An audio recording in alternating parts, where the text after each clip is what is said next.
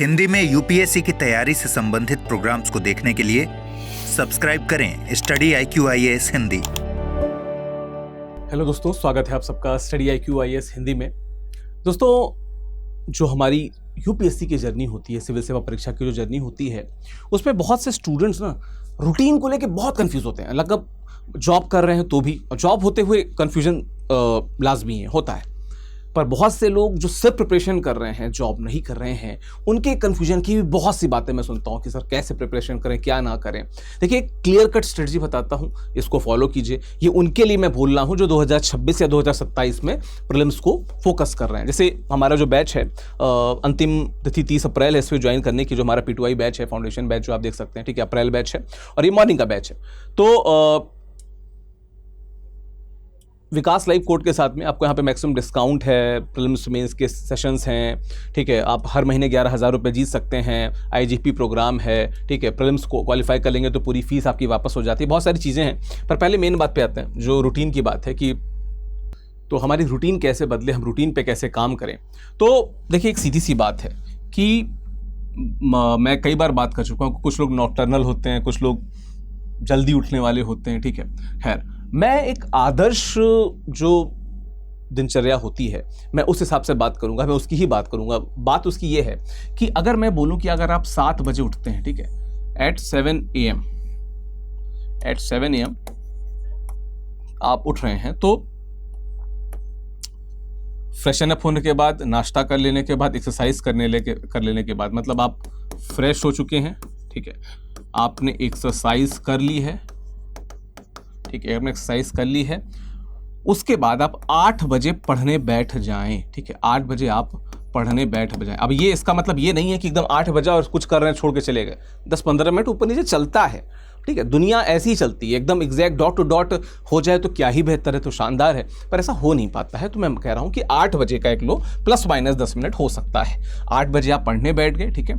8 बजे से लेके आप आराम से 11 बजे तक एक बार पढ़ने बैठो। 11 बजे आप एक 15 मिनट का या आधे घंटे का, चलो मैं कहता हूं कि आधे घंटे का आपने यहाँ पे क्या ले लिया, यहाँ पे आपने ब्रेक लिया, ठीक है। इस आधे घंटे के ब्रेक में अभी मैं सब्जेक्ट वाइज भी आऊँगा, अभी तो मैं रूटीन की बात कर रहा हूँ। आधे घंटे का यहाँ पे आपने ब्रेक लिया, ठीक है। 11:30 से फिर आप पढ़ने बैठे और आप लगभग 1 बज के, ठीक है, 1:30 तक आपने पढ़ाई की। 1:30 के बाद आपने लंच किया, लंच के बाद आपने रेस्ट किया और वापस आप 2:30 या 3 बजे, कोई बात नहीं, 1 घंटे का आप रेस्ट कर सकते हो, आप वापस 3 PM पे अपनी पढ़ाई शुरू करते हैं, ठीक है। 3 PM पे अपनी पढ़ाई शुरू करते हैं। 3 PM से 5 PM तक आप, या 5:30 कर देता हूँ इसको, 5:30 तक आपने अपनी पढ़ाई की। 5:30 पे आपने आधे घंटे का फिर से एक रेस्ट लिया, ठीक है, आधे घंटे का आपने रेस्ट लिया। इस आधे घंटे के रेस्ट के बाद फिर आपने 6 PM से पढ़ाई शुरू की और कहाँ तक की आपने 9 PM तक पढ़ाई की। 9 PM पढ़ाई के बाद आपने अपना डिनर किया, डिनर के बाद आपने आराम किया और आप सो गए, ठीक है। आप क्या चले गए, सोने चले गए। ये तो एक रूटीन है जो आपको खुद से समझ जानी चाहिए। इस पर मैं अगर बोलूँ कि इसको मैं ज़बरदस्ती आपको फॉलो करना चाहिए तो नहीं, of course not, but what is important for you उसकी बात करते हैं, ठीक है। देखिए, जो सुबह का समय होता है ना, जब हम लोग, अगर आप सुबह उठ ही रहे हैं, अब आप 9-10 बजे उठ रहे हैं तो आप उस हिसाब से मैनेज कर लीजिएगा, साथ में 3 घंटा जोड़ के उस हिसाब से आप मैनेज कर लीजिएगा। लेकिन जो शुरुआती सत्र होता है ना, हमारा दिमाग जब रिफ्रेश होकर उठा रहता है, पहली बात तो मैं कह दूं कि जब सोने जाना तो लास्ट के 1 घंटे आधे घंटे जब लेटे रहते हो, मोबाइल दूर रख देना, वरना जब सुबह उठोगे तो पूरी आंखें थकी थकी रहेंगी। तो क्या करना है, जब आप सुबह उठते हो तो जो आपका शुरुआती समय है, आप क्या करो, यहाँ पे जैसे आप, मैंने बताया कि एक्सरसाइज कर लिया, मेडिटेशन कर लिया। शुरुआती समय हमेशा कोशिश करो कि करंट अफेयर्स को, और करंट अफेयर्स में आप क्या कर सकते हो, करंट अफेयर्स में आप 2 चीज़ कर सकते हो। एक कि आप अपना कोई न्यूज़पेपर पढ़ सकते हो, कहीं पे यूट्यूब पे स्टडी IQ पे ही आपको हिंदू और इंडियन एक्सप्रेस मनीष सर लेते हैं और कुणाल जी लेते हैं, आप उसको बहुत अच्छे से देख सकते हो, ठीक है। तो पहले 1 घंटे आप फोकस करो इस पर। उसके बाद आप स्टैटिक पोर्शन पे जाओ। स्टैटिक पोर्शन पे जब आप जा रहे हो तो स्टैटिक पोर्शन में कोशिश करो कि आप 2 सब्जेक्ट्स लो, एक सब्जेक्ट लेके मत चलो, ठीक है। एटलीस्ट 2 सब्जेक्ट लो, और बहुत ज़्यादा भी नहीं लो कि एक दिन में 10 सब्जेक्ट्स पढ़ो, 2 या 3 चलेगा। 2 एक स्टैंडर्ड स्ट्रेटजी है कि डेली 2 सब्जेक्ट्स आपको पढ़ने हैं। साथ में आपको जो करंट पढ़ रहे हो, इसको कोशिश करो कि एक दिन पहले का करंट हम रिवाइज भी करते चलें, और इस सब्जेक्ट्स को इस प्रकार से तुम कंपाइल करो कि जब तुम रात में आओ, जब मैं 9 बजे बताता हूं कि तुम खाना खाने जा रहे हो, तब तक तुमने जो पढ़ा है वो इस प्रकार से पढ़ा है कि जो हफ्ते भर का पढ़ा हुआ है या दिन का जो पढ़ा हुआ है वो रिवाइज भी होता जा रहा है। बिना रिवीजन के कोई भला होने नहीं वाला है। तो रिवीजन इज अ की, रिवीजन इज अ की and revision is a must, ठीक है। बहुत से बच्चे जो जॉब में रहते हैं वो पूछते हैं कि जॉब के साथ रूटीन क्या होता है। मैं अपने हिसाब से बता देता हूँ। मैं ऑलमोस्ट 11 से जो 6 PM जो मेरा जॉब का टाइमिंग था, ठीक है, मैं 7 AM पे 7 बजे उठता था, ठीक है, 7 बजे उठता था और 8:15 पे 8:15 पे, क्योंकि नाश्ता थोड़ा ठीक से कर लेता था, तो 8:15 पे मैं पढ़ने बैठता था। 8:15 से लेके 10 बजे तक 1 घंटा 45 मिनट में पढ़ता था। 10 AM पे मैं रेडी होने लगता था और फिर लगभग 10:15 या 10:20 तक निकल के मैं ऑफिस चला जाता था। 11 से जो ऑफिस का टाइम है, इसमें अगर आधा घंटा 1 घंटा 2 घंटा मिल गया, वो मेरे लिए एक्सेस था, वो मेरे लिए प्रॉफिट था, मैं उसको अलग से पढ़ लेता था। 6 पे आता था, 6 बजे तुरंत आप पढ़ाई नहीं कर सकते हो, मैं और पहुँचने में समय लग जाता है। मैं 7:30 से पढ़ने बैठता था, ठीक है, 7:30 से पढ़ने बैठता था और मैं 9:30 तक पढ़ता था, ठीक है। 9:30 के बाद वापस मैं डिनर करता था और वापस यहाँ पे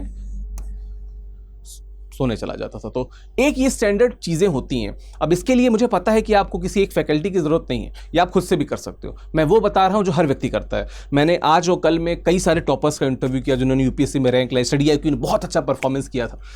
उनसे बात करके भी मुझे यही लगा कि रूटीन हमारा यही रहता है, मोरलेस यही रहता है। एग्जाम के दिन नींद नहीं आएगी, एंग्जाइटी रहती है। आज भी मैं मैथमेटिक्स ऑप्शनल के साथ एक टॉपर थे, उनसे मैं बात कर रहा था, तो यही लबुलुआब यही निकला, कंक्लूजन यही निकला कि उस समय तो दिक्कत आती है, पर उसके पहले आपका रूटीन एकदम इतना मस्त हो, इतना फिट होना कि हर वो चीज़ जो आप पढ़ रहे हो तैयार हो, थकान न लगे, बोझ न लगे। और तैयारी कभी भी बोझ लग रही तो भाई छोड़ दो, तैयारी का कुछ बहुत फ़ायदा नहीं है, ठीक है।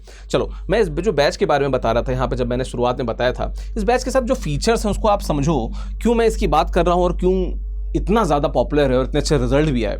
देखो यार, जो हमारा P2I फाउंडेशन बैच है ना, उसमें कुछ चीज़ें आप समझ लो। एक उसमें टर्म आपने सुना होगा PRP, ये है PRP है, PRP, ठीक है, प्रीलिम्स रेसिडेंशियल प्रोग्राम। प्रीलिम्स में आपको रह के प्रॉपर पढ़ाई लिखाई सब कुछ आपको होगा, खाना पीना हर चीज़ आपको दिल्ली में कराया जाएगा, स्टडी IQ कराएगा। MRP है मेंस रेसिडेंशियल प्रोग्राम। जब आप प्रीलिम्स हो जाता है, अच्छा प्रीलिम्स के होते होते क्या है, हर महीने आप 11,000 रुपये जीत सकते हो हमारे टेस्ट सीरीज में टॉप करके।